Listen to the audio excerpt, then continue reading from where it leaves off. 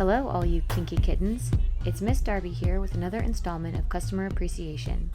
Interviews from the other side of the bar, those that worship the patron saint of stripperdom and kneel often at her altar, otherwise known as the stage. Today I'm going to be talking to a customer that goes by the name of M. Some of the girls in my strip club area often refer to him as the mayor. We will be discussing how and why he discovered strip clubs later in life, how it's affected his marriage, and personal exploration of his own sexuality, and how he sees COVID-19 changing the landscape of strip clubs and the virtual club frontier. Welcome to the Babes of Valhalla.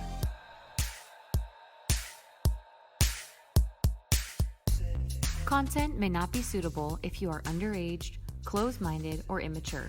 We discuss topics that are graphic and sexual in nature.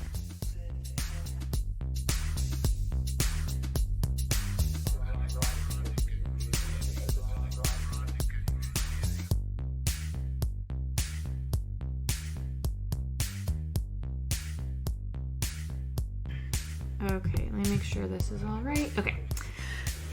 All right, hello everyone. This is one of your saucy space babes, Darby, and I'm here today with an interview from the other perspective. This episode's customer interview, who is going to go by M. We've known each other for a little over a year, traveled together, friends with his wife, and have also done dances with her as well. And he exists in that weird gray area of a really good friend, but who also comes to the club as a paying customer. And in our club, he's actually, I would say, like a favorite of many of the girls. So, hello, M. If you just want to share a little bit about yourself, as much or as little as you want, and then we can get into some questions. Sure. Hey, Darby. Hi. Hey, so thanks for doing this. This is interesting and really cool. I'm looking forward to hearing you guys publish this and the other podcasts.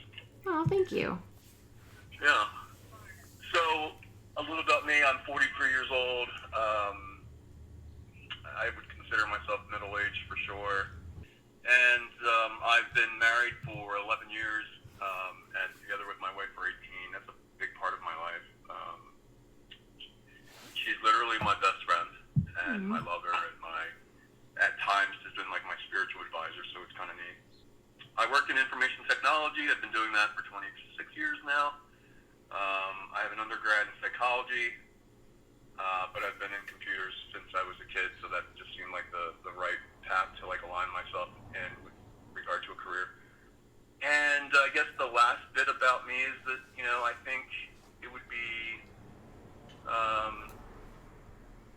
interesting to retire in the next 20 years or so, and or less, maybe 15 to 20 years, and go into therapy probably. Not sure specifically what branch of psychology, but that's kind of the long-term goal. Cool. I don't think I knew that you had an undergrad in psychology, because so do I. Yeah, we bonded on that before. I totally did not remember that, so that's funny. Yeah. Okay, so I guess why did you start going to strip clubs in the beginning? And I guess like this question I think is interesting because you go to a lot of strip clubs and you go multiple times a week or even more than one in a day. So, and I don't know. I guess, I don't want to say too much. So you can go from there. Yeah. Well, so I guess the question is why do I go or when did I start? Like when and why? Yeah. So I started going into clubs. It was June 28th of 2018. Mm-hmm. And prior to that, I never found a lot of interest in going to strip clubs. It just wasn't my bag. And I felt that I'll be honest with you. I just went through the almost the reverse peer pressure or the stigma that strip clubs were places primarily where you could find drugs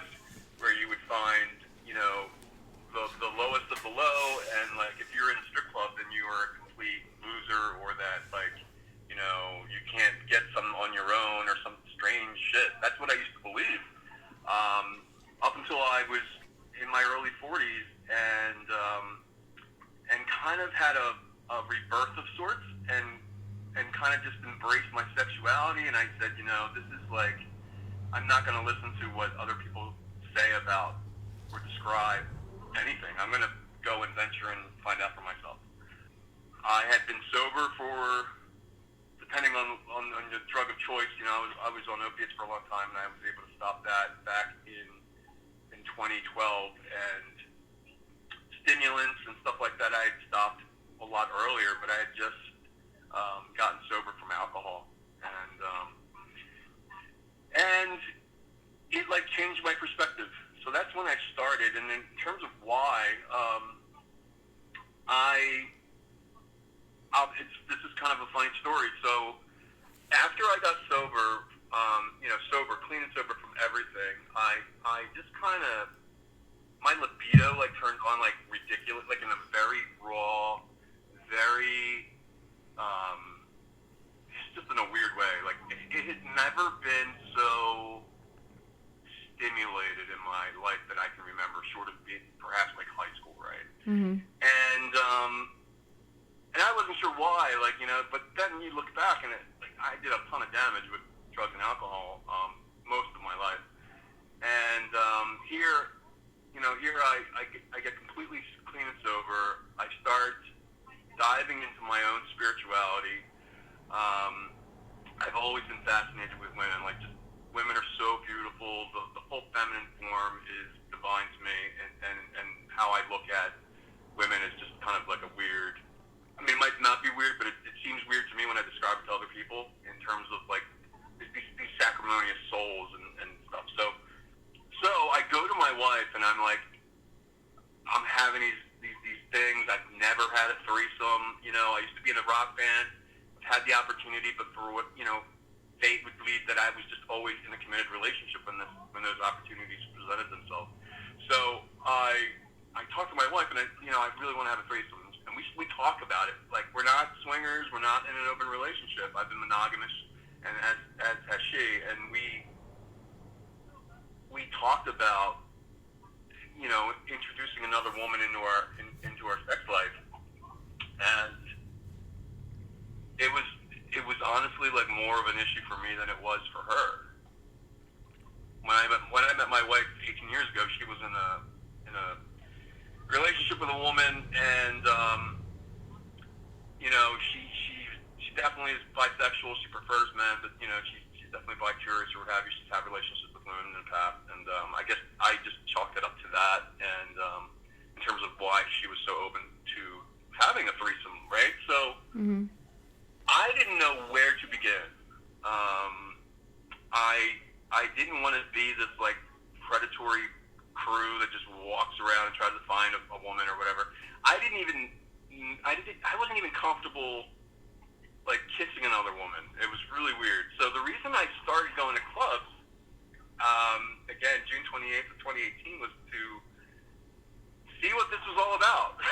See like how being attracted to another woman physically, and just like, I mean, obviously seeing like beautiful girls dancing with breasts and that whole aesthetic is just mind-blowing. So, I mean, obviously I'm saying that now looking back, but at the time I was pretty nervous, and I just, I was like, well, I'm a fucking adult, I can do this.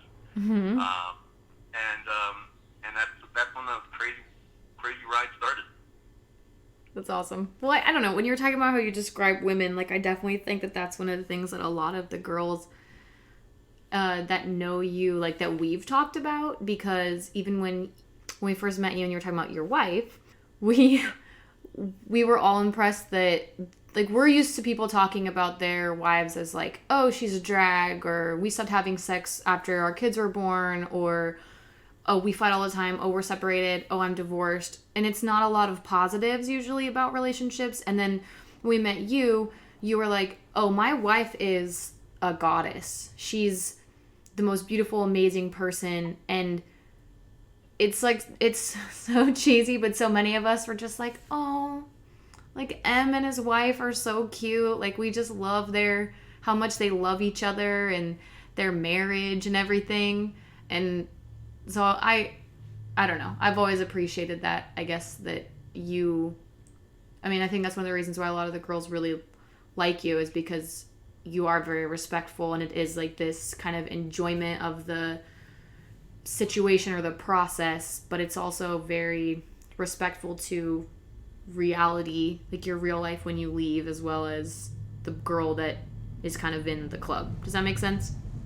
Yeah. Yeah. Yeah.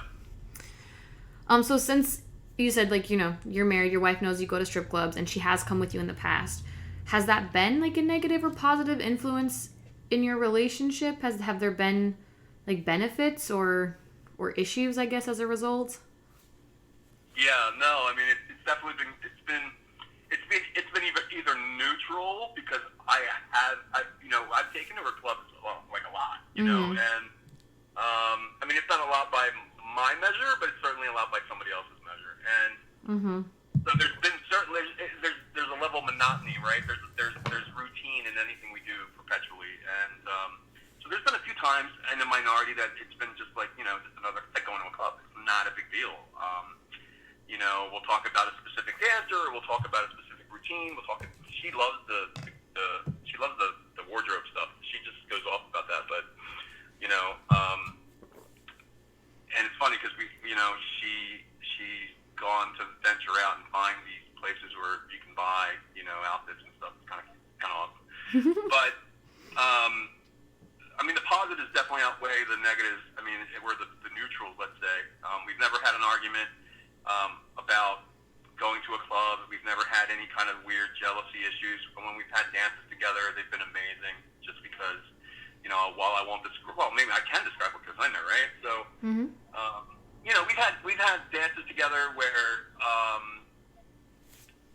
she's completely like enthralled with the girl. I'm like completely enthralled with the fact that she's enthralled with the girl, and it's just awesome, right? Because it's just this natural, free laughter, joy, as you mentioned, respect, but I get to see a different side of my wife that I'd never have, and she probably gets to see a side of me that she's never seen, right? Because, you know, I'll be honest, I consider myself to be relatively boring in bed with my wife because of how it's weird, man. I just view her, and I've studied this, you know, and it's just about how you view the different phases of your partner, right? Like initially she's a maiden, and then she's a mother, and then she's this wise elder, you know, like the sorceress, right? But like, because she's got all this wisdom, and you know, our sex life is amazing, and it's kind of very sanctimonious, you know, and so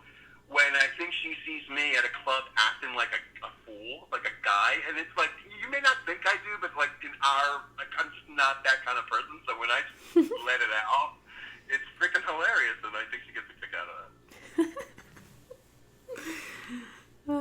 That's awesome.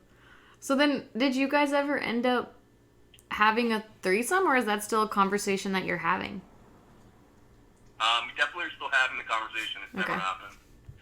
I actually put the brakes on because I came to the realization that I don't think I could actually penetrate another woman and not have it become a problem. So we kind of agreed to a set of boundaries with regard to that I can do just about anything, you know, obviously with honesty and being respectful, but I just can't penetrate another woman. So like, if we were to have a threesome, you know, oral sex or whatever, you know, any kind of foreplay, anything like that is totally game. But like, I just, you know, and my wife can do whatever she wants, but I probably wouldn't do anything more than that. And that's where we're at. We're just kind of in a holding pattern. The quote unquote search has stopped. It was cool that like my wife and I were able to talk about the fact that I needed some space to be held for me to explore my sexuality and to see where that goes, right? And so that's kind of where we're at. Has she ever had an issue with like the amount of money that you spend in strip clubs? She's never said anything to me, but I'm sure she has. You know, she knows that a lot of the money I spend comes from, you know, places that I'm okay with spending that money. So it's not like critical to our everyday life, that's a good point you raised, because this past year, before this entire pandemic thing happened, we agreed that I would spend less money because we were looking to buy a third house and something closer maybe to like either California or something like that, right? Because we're thinking about our family, which is aging, and they're not that set up with regard to retirement, so we're just trying to be a little bit more mindful. Okay, so I think some of the girls that like know you, and I'm pretty sure you said this to you, we kind of say that you're the mayor of the strip clubs in the city that we're in, because you go to so many clubs, and like you've been to more clubs than I've been in this city, and it also feels like everybody knows you at all those places, because even when I went with you and your wife to a club that's more in the city, I felt like, you know, the bouncers knew who you were and lots of girls knew who you were, and you kind of end up, at least from our perspective, kind of being, and even for like myself included, like a free therapist for a lot of dancers. And I guess I wondered how you feel about those relationships, and what about those kinds of relationships, like, are they beneficial for you? Do you find that, like, why, I guess, do you kind of make those relationships? Because I feel like you are very good at connecting with people and kind of getting, like, I've watched it happen. You get people who, they just met you and they will tell you something that feels really honest, and it's also not something they probably wanted to tell you. But people want to tell you stuff. And so I don't know, I guess, like, how you feel about that and why you kind of seek those types of relationships out. It's a lot to unpack. You might have to find me with a couple of those, but I think I'm easy to talk to, and I think it helps that I'm sober. At least for me, I don't know how others react towards my sobriety, but for me, I can hold attention. I can be myself. I have a perspective, because I've been through a lot in my life, that I can empathize pretty easily. I can keep a secret. You know, I don't know if the girls or the women that are dancing are like, you know, James Bond spy types, where they'll tell me something to see if I reveal it, and if they hear it, then they know I'm unworthy of keeping a secret. You know, but the reality is that before I got sober, more so growing up, like in college and in high school, I had a really weird relationship with women in the female form, and I weird for me looking back, but it's probably extremely typical and stereotypical. And I was a huge womanizer, and I was unable. I mean, I didn't have the tools to look at women in any other way than sexual objects. And growing up and going through some shit, and kind of getting back to my spiritual program, I got to appreciate a lot about women's strength, their clear charm, and obviously, you know, I did some work, and I was able to get past seeing women as strictly sexual objects. I started to see people, like real people. And I know that sounds pretty, I don't know, it might sound like crazy, but that's just the truth. Like, there was an aha moment in my life that I can clearly remember where women were no longer sexual objects. That's not to say that, like, I don't have desire or lust or any of those things, but it's like I have a moment of pause when those feelings come up, and like, am I being a human being right now? Am I treating this person with respect and so forth and so on, or am I allowing my lower energies to bubble up and take over or override like my decision-making process? You know what I mean? Yeah. And it's gotten to a point where that's all of that's just automatic, but I'm just trying to tell you how, like, it's progressed, you know? When I talk to the dancers, and they, you know, they're just being normal people to me, I can just I can relate to a lot of what they're Mm-hmm. And I can also relate because I've been at the end of emotional, physical, financial abuse. I can see it from both sides, and it helps me solidify that view of women not being sexual objects because I'm talking to a real person. Mm-hmm. And I'll be honest with you, 98% of the women I've met that are sex workers in clubs, they are, like, when I say sex workers, I mean, dancers. I can't speak too much out of that specific slice of the community, but, they're more well-rounded, they're more resilient, they're more honest than your typical corporate person or, a person that just hasn't had a lot of life experiences. Mm-hmm. I get a lot out of those interactions. I get a lot. I mean, it's obviously valuable, so valuable to me that I'm willing to spend the money that I spend to go and, tip them, get dances, be clientele. As to why I'm the mayor, it's just because, like,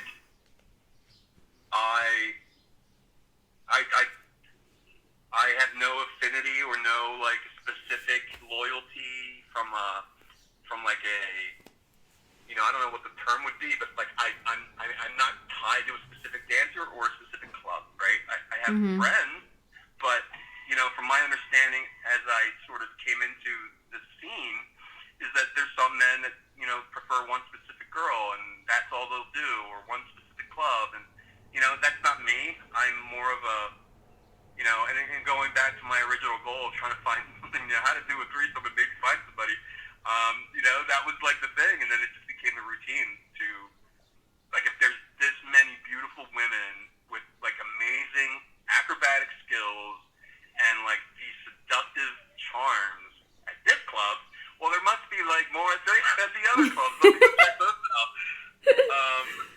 So, it was just, I mean, I should probably tell you, I am an alcoholic, a raging alcoholic, and I've been sober for a long time.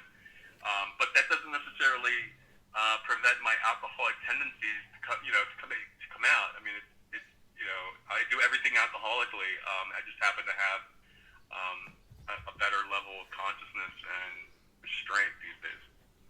It's so funny. I definitely know that, like, since you're not one person's customer, that there have definitely been girls that have been frustrated by that, which I've always thought was really funny. I mean, you definitely have girls, I think, that, at least at our club, that, like, you definitely kind of will go up with or spend time with, but yeah, I mean, no one is ever surprised anymore. Like, oh, he's gonna go up with so-and-so, but I definitely know in the beginning it was, people were, like, fighting over you. It's so funny.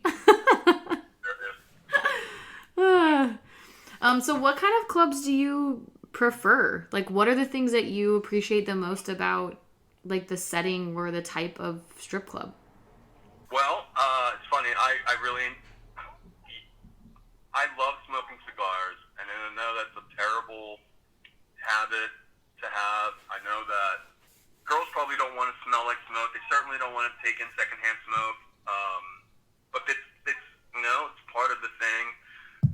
So I'm willing to pay or drive to a club that allows smoking. And I know that that's a dying breed because honestly, when I look around and I light up, there's not a lot of people that are. Most people are smoking cigarettes. So I love that. I like clubs that are clean, not just from a cleanliness standpoint. Obviously, that's a given. Mm-hmm. But clubs that have girls that are not drug addicts. I mean, and there's nothing wrong with drug addicts in a sense that I know that there's a sickness and there's a disease and that there's a fight for their lives and that they're doing what they can to survive. But I've been to clubs where someone's clearly under the influence. I was down at a club. What was it called? I want to say it was in Daytona Beach. And was this Shark Bites? no, Okay. I'll tell you in a second. I'm going to look it up because I'm actually really curious. I want to say it was like something dolls. They also have a really funny one in Daytona that's called Scuttlebutts. But I always thought that was a funny name for a strip club because Scuttlebutts means gossip. But it's like a funny... Like, just call it gossip then, because I feel like Scuttlebutts just sounds weird. Like, if you didn't know what that word meant, because I had to look it up. I don't know. I know there's a club down there called Biggins, which is hilarious. Biggins. It's called Diamond Dolls, right? I'm not sure if it's cool if I say that, but... You can say that, it's fine. Yeah, so Diamond Dolls in Daytona Beach is one of the few clubs that down there that are they push the envelope of the laws down there. It's really strange laws there. Like depending on where you are in the state, you can do certain things. It's kind of weird. But Diamond Dolls is a really cool, laid back. You can smoke. It's a nice club. It's big. It's got a great center stage. And so I always like going there for at least a night when I'm in town. And there was a time where a girl went on stage and she was so out of it, and she tried to do a couple tricks and fell, and like that happened twice, and like people were laughing, you know. Oh my god. Yeah, and it was just dancers that were laughing too. So I just got this horrible vibe from that. I had to leave, and you know, I haven't been back to that place, but that's kind of antithetical to what I would expect of a professional club. And you know, I don't know the backstory. Maybe people had it out for her. Who knows, right? But like, that's just I don't like that in a club. So like, if people are overly drunk or clearly on some kind of substance, you know, that's a complete downer for me. Only because I'm sober, and so I mean, it has nothing to do with my sobriety, but I kind of want to speak to someone who's there when I'm talking to a girl at a club. You know, that's just kind of like a requirement for me. I like clubs that aren't tiny. I like there to be a little bit of room, but it's got to be a good balance, right? Because if the place is too big and there's not a lot of people, then it just feels like you're in a warehouse. Yeah. And you know, obviously, I like clubs that have good music, that read the crowd, not a club that's just going to play on a iPod or something like that. That's just kind of, you know, I think when you go into a club, there's a set of expectations from the club to the clientele, and that is that you're here to spend money, you're here to enjoy yourself, and if there's anything in that recipe from the club that's not going to make that happen in terms of, you know, good music, good vibes, beautiful women, a nice dance stage, or a place at least where, you know, you can see girls doing what they do, then it's, you know, then it's not going to be a great experience. Obviously, I can't stand if I go into a club and the clientele is a certain type, you know, and I don't mean like if there's any chance of violence breaking out, that's kind of a turnoff, obviously. I know that myself and a lot of other guys, you know, carry into clubs, or you know, because we're carrying a lot of cash, and that's the last place you want an altercation to happen.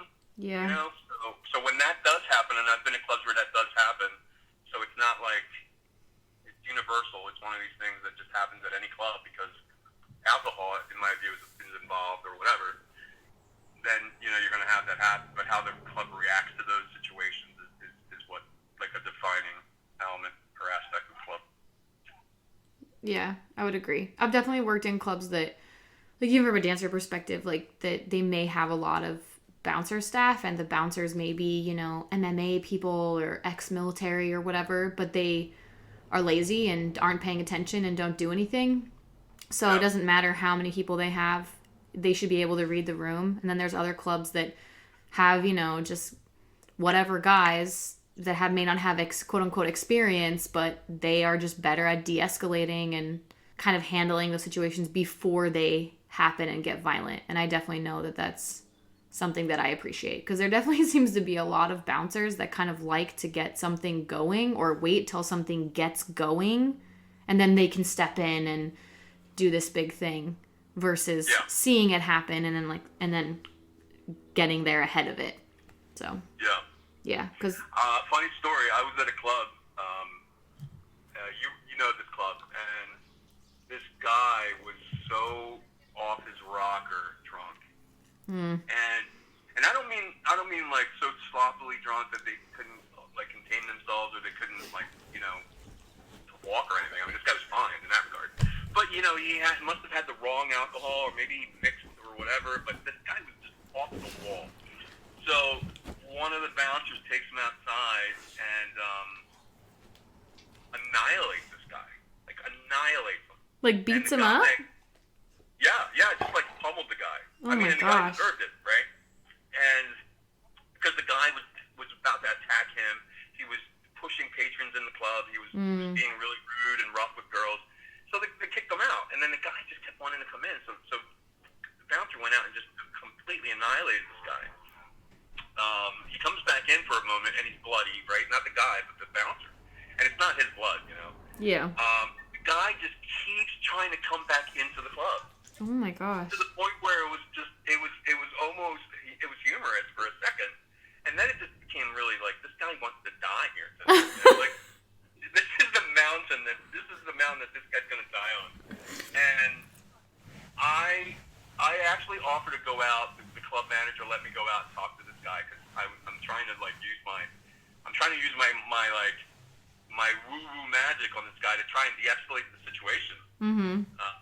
We start talking, and this guy's just a complete moron. He's just like, I am refused to allow myself to get beat up by that guy. Oh God. And I'm like, well, like, you've already been beat up. Now you're like teetering on the fact of being killed by this guy.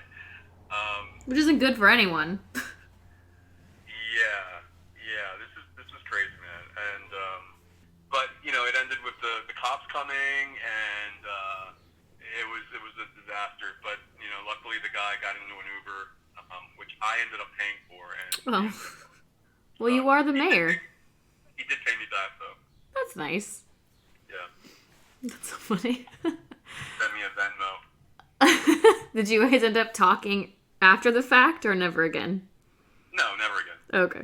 I'm just curious. So then what would you quantify like that stands out in your mind as like your worst strip club experience? Like either with a dancer or just, I know we kind of went over a couple of things, but is there one that you would say is like that tops all of them?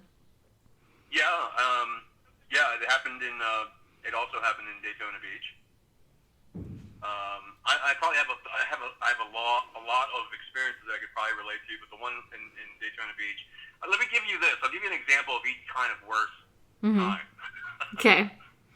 That last time was the worst time because I ended up going to a club, spending money, and I didn't do what I wanted to do. Right? I got kind of pulled out to talk to a drunk, and try and calm him down because he just kept wanting to come inside the club and getting killed. That's kind of a less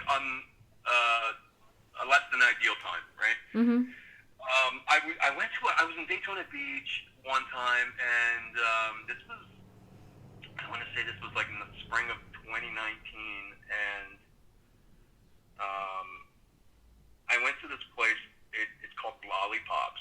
And I didn't know any. I do this now. I go online and try to find like some reviews or some type of intel about the club that I'm about to go into. But I didn't do that this instance. I just walked in, and I felt like I walked into a hip hop video. Okay. Like and I'm not a hip hop guy. There's some hip hop that I enjoy, right? But it's nothing that's obviously going on now, unfortunately.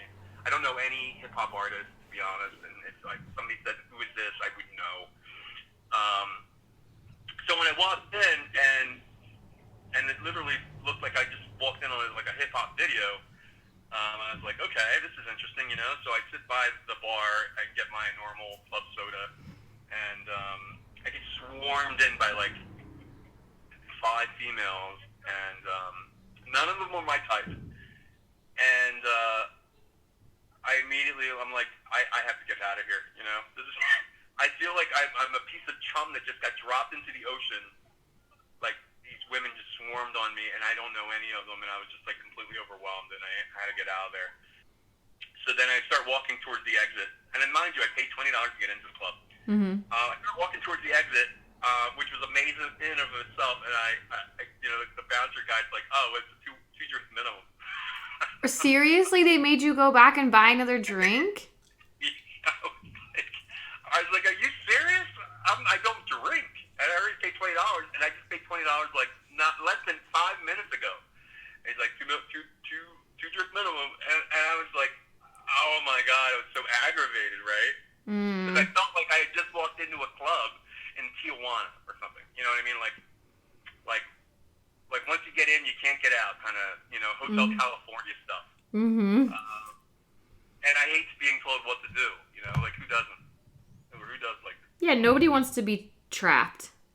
Yeah, so I go back to the bar and, started the thing, and then these girls are like, oh, you don't like our club? And I'm like, oh, fuck! Like, how did this happen? And so then it starts to get crazy, almost like this weird underlying racial tension that, like, I was a racist because I wanted to leave. Oh, no. And I was like, no. Like, and so now I'm not just like, now I have to, like, defend the fact that these girls are just playing me, in my view, right? I'm like, no, I'm not having a good time. There's nobody here. You guys are not on stage dancing, and you swarm on me as soon as I walk in. Like, what part of that sounds like fun to you guys? And then it just got really ugly from there. Oh my gosh.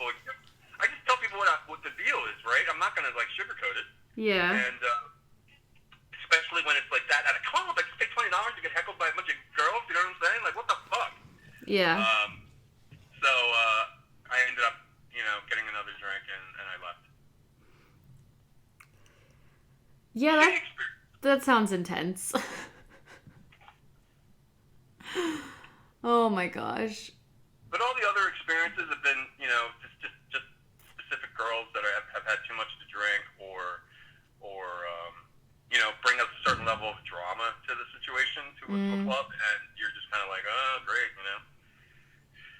Yeah, that's something I've never understood is why, some customers do like that. They like to feel like they're involved in the girls' drama, but I've never understood why girls hustle with this, like, well, let me give you this laundry list of these are all the girls I don't like, and this is why I can't pay my bills, and this is why I'm having this issue. And that's how they treat, every customer.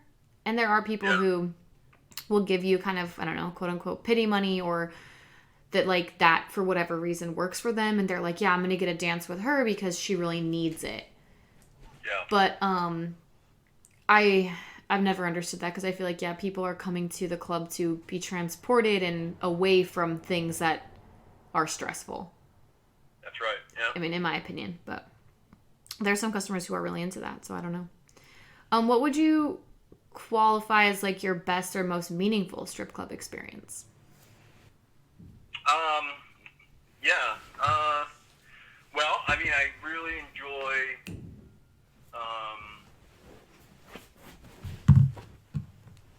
there was a time where my wife and I went to a club and we got to dance with a girl, and it was so hot. Like, it was so ridiculously hot that, like,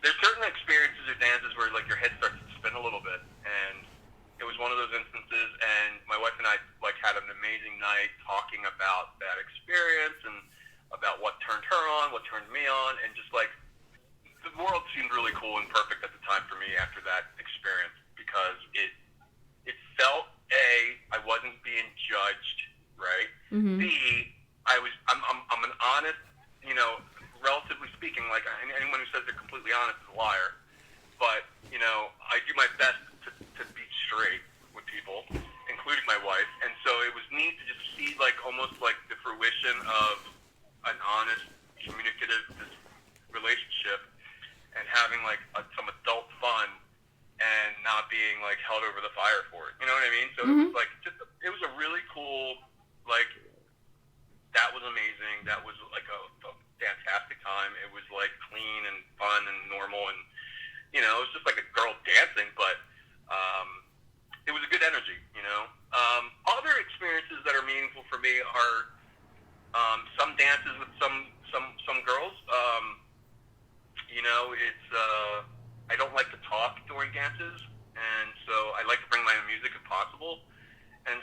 I just enjoy the energy and the time with some dancers more than others, obviously. Mm-hmm. But I honestly do try to have. I mean, it's weird because I do try to have a meaningful, solid time every time I go to a club. Mm-hmm. And when I'm not having those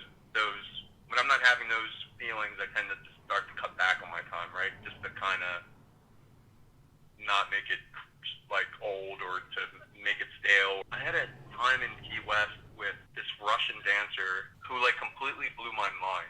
It was probably like one of the times where I realized that like I don't think I could ever have sex with another woman because I just get fucking crazy, you know? And like I pour so much into those experiences, and this might sound horrible, like there's probably like a married guy, super ultra conservative and Christian, who maybe has never had courage to talk about their sexuality with their spouse or whatever, right? Like listening to this and saying, "Oh my God, that kid's going to hell." but you know, like some dancers are so good at what they do, and I don't mean anything like extra services or anything like that. I mean just straight dancing and being seductive, that will provoke like an emotive response. Like I'm always astonished by that. Like that's what I kind of try and chase. And it's no accident that you'll see a lot of people that are in recovery that love, you know, males and females that love strip clubs for that reason, right? Because at the end of the day, you are substituting one dopamine hit for another, right? Mm-hmm. It's just that this happens to be a lot more, from a harm reduction standpoint, a lot safer than, you know, drugs and alcohol for guys like me.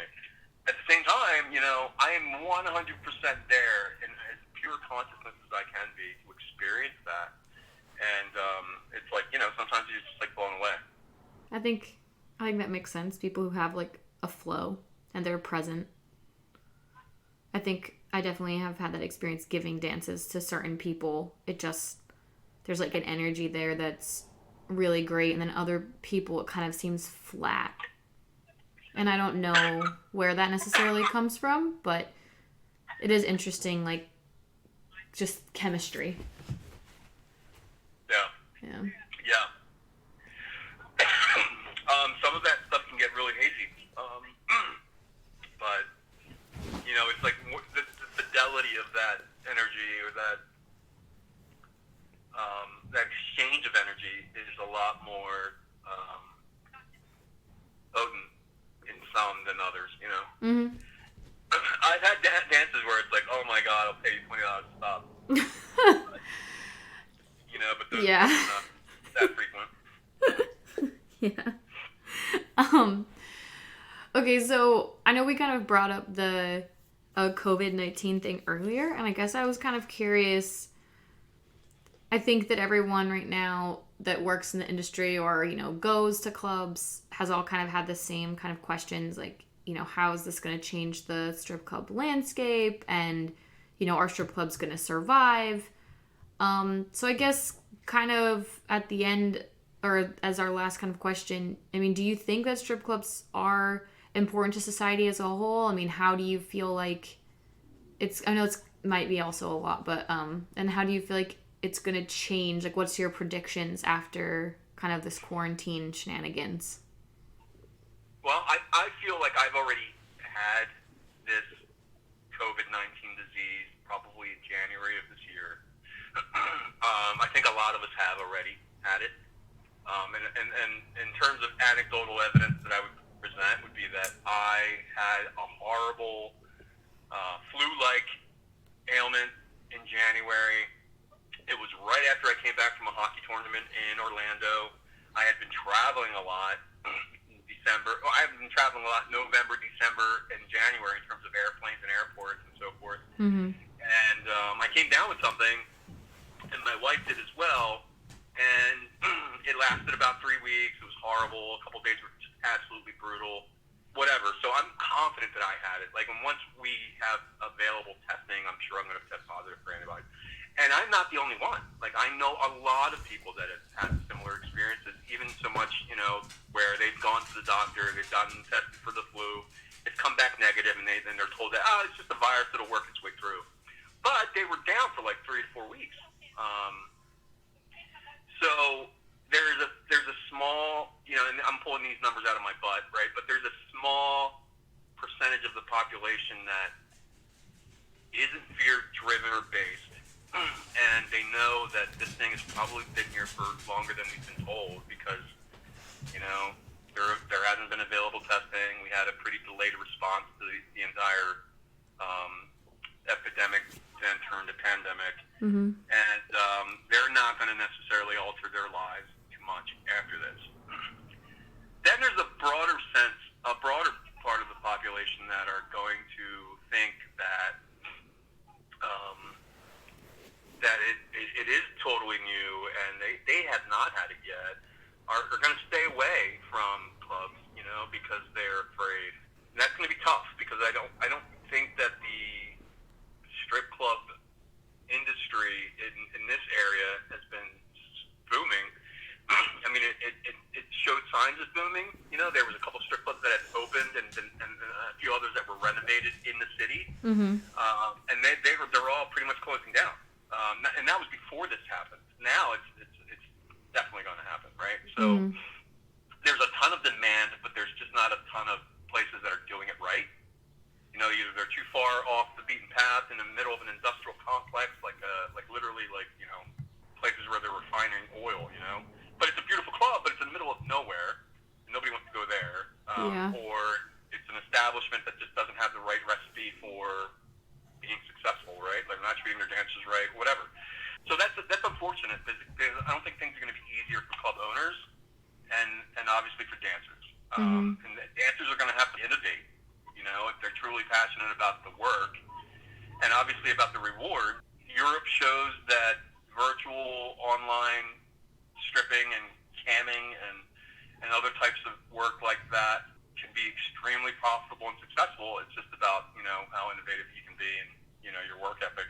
As far as their importance, strip clubs are extremely important. They're very, very important to my education, to my, I want to say, validation of not seeing women as sex objects and only seeing them as people that have a beautiful aesthetic, that are tremendously acrobatic, that are real people. But then, there's your average Joe that wants to go and blow off steam and get a couple drinks and see a beautiful girl, be counseled, right? I talk to a lot of girls that, half of the time that they spend in a VIP lounge is talking to a guy, kind of helping them with a level of like sex therapy, right? And once if those services are shrunken because of the outcome of this thing, whether it's social distancing or whether it's clubs can't afford to keep their doors open, I don't know what those people are going to do.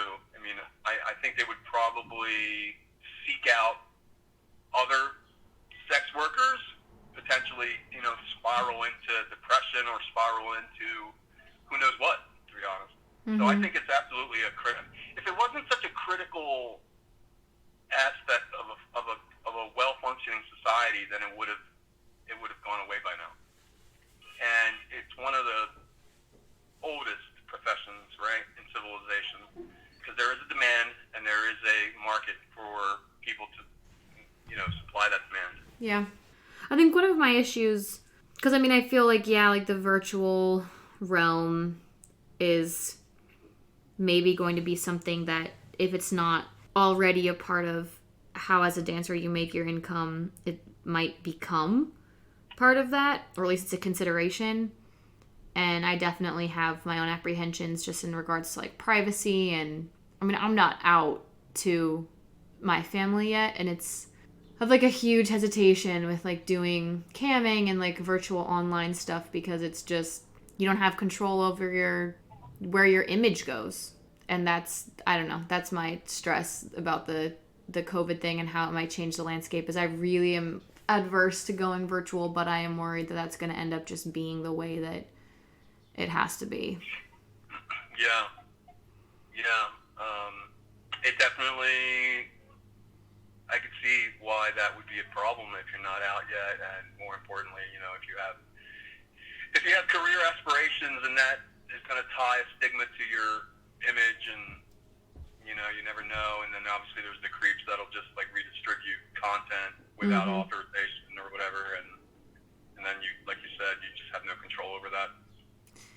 Yeah, and I have had the argument made where people are like, "Oh, well, there's just so much of it. You'll just get lost in the flurry of kind of X-rated content or dancing videos, et cetera, but it's like, well, facial recognition and all that stuff where it's like getting lost maybe, but you're also looking at the internet just scanning and filing all of us, all these images under, and just organizing everything that kind of gets put onto the internet.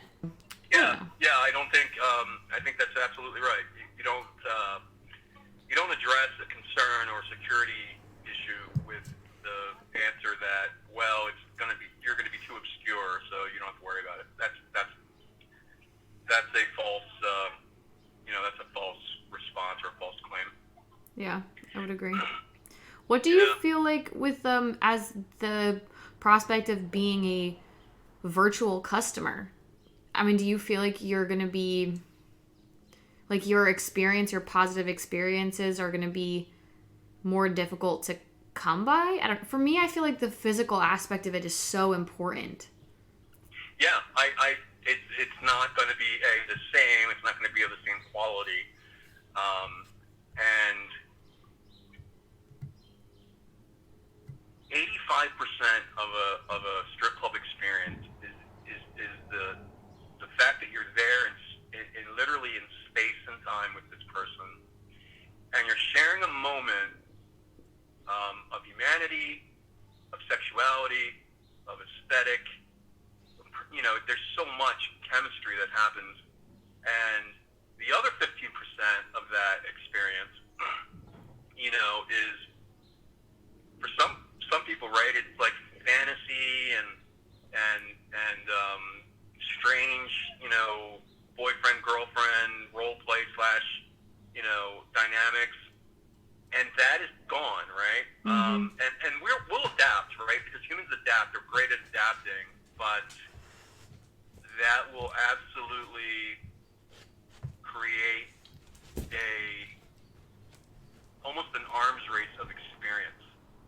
And because we're such visual creatures, but we're very much tied to our senses, and when you just take a significant part of those senses out, the sense of smell, the sense of touch, I mean, you're pretty much stripping the entire experience, right? And you're flattening it into a 2D, it's 2D. you went from something profound to something completely facsimile, right? Yeah. I think for existing customers and clientele and so forth, it's going to be a lot easier of a transition. For people coming in for the first time, where this is what they're used to, it's going to be kind of the same. I mean, I know guys that are like, what they spend online with virtual stuff, I look at them like they're crazy. And that's so funny because I have no problem spending 10 times as much in a real scenario, right? But from my perspective and my psychological biases, to do the same online is almost like a travesty. And that's my problem, right? Like, that's the industry's problem with guys like me, that I'm not going to, I have a problem spending virtual money. I have no problem spending real money in a real place with a real girl that I can, like, know that, hey, you have mass, gravity is tying you to the planet here, and you have an amazing personality, and I can see if you're having a good day or a bad day. When that suddenly gets stripped out and it's just almost like 100% acting by the performer, I can see that, and unfortunately, the way I'm programmed, like, I'm not okay with that. Yeah. And then to me, it cheapens the experience. It's not about a person anymore. It's about these moving images, and it sucks. Like, it does suck. And like, everything that I'm about in terms of why I go to strip clubs and why I enjoy them and all that is history. And I don't know. I mean, I can tell you right now that I'm not going to spend anywhere near as much money, and I haven't, right? Like, I've been saving so much money because I have not been going to strip clubs. but that sucks, right? It sucks for the performers, and any money that is spent is trivial compared to what was being spent. So that's just this is a huge issue. It's a huge issue. You know, I don't have the answers as to where it's going to go. Unfortunately, I don't think it's going to go well. You know, I think this is going to be a very difficult year for dancers and sex workers in general. Yeah, I think we're definitely all feeling it. Okay, well, on that note, thank you very much for coming on the Babes of Valhalla. I appreciate it. Yeah, thank you for inviting me, and I wish you guys the best of luck. Look forward to seeing you again. Aw, thank you.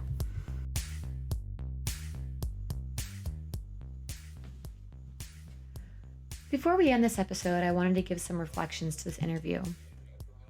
I recorded this interview in the middle of the COVID-19 shutdown, and I don't think that I'd fully processed my own stress about the situation. Listening back to this interview, I could definitely hear it in my voice, especially at the end, and I think I was feeling a little bit overwhelmed. It's interesting to hear what I was thinking about when Em and I were discussing virtual opportunities in sex work. And since I still have been considering and reconsidering exploring virtual, it was just interesting to think about it again.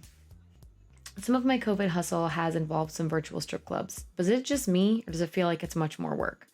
More and more, I'm appreciating the physical aspects of sex work, being able to read how a person is feeling. Are they having fun? It's hard to know online, and I am missing the one-on-one interaction and navigating new group dynamics every shift. To the listeners out there, what have been your hesitations working virtual? Did you hesitate? What's been your experience? I'd also like to ask you how you think the strip club landscape will change after COVID-19. Send us an email or a DM, tell us your feelings. COVID has been a wild ride, and I know that it's not over yet, but I wanted to remind you that we got this. We will survive and we will make it through. Whatever the changes that come our way, we will navigate and conquer them. I, like all of us, have experienced some moments of real terror in the uncertainty of this situation, but sex work isn't going anywhere. Sending you all rays of love and light. Until next time on the Babes of Valhalla.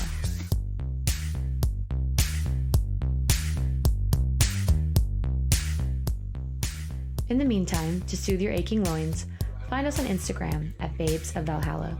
Have a story, a thought, or just want to say hi? Email us at babesofvalhalla@gmail.com or DM us on the gram. Episodes are released every Tuesday. Until next time, stay nasty.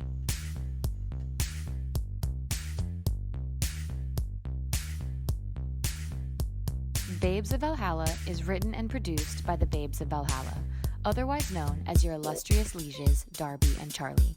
Music provided by the musical genius Gemini Genesis.